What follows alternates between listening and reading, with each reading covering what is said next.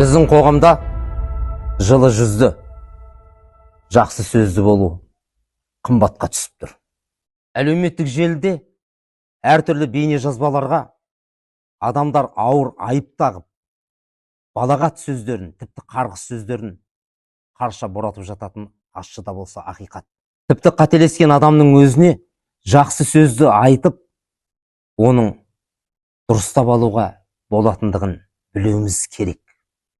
Сондықтан әркім өз сөзінің авторы. Жақсы сөздеріңді айтып, жақсы сөздеріңді жазып, адамдарға арнап жүріңдер, айналайындар.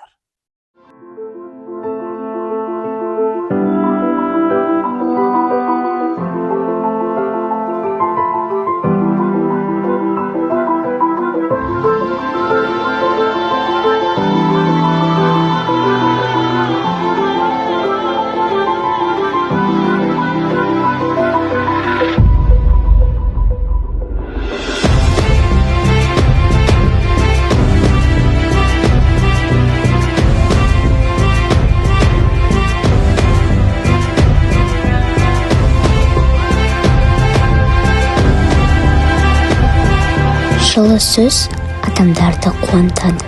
Жақсы комментария қоғамды түзейді. Думай о хорошем, и хорошее случится с тобой. Бір-бірімізді сыйлайық.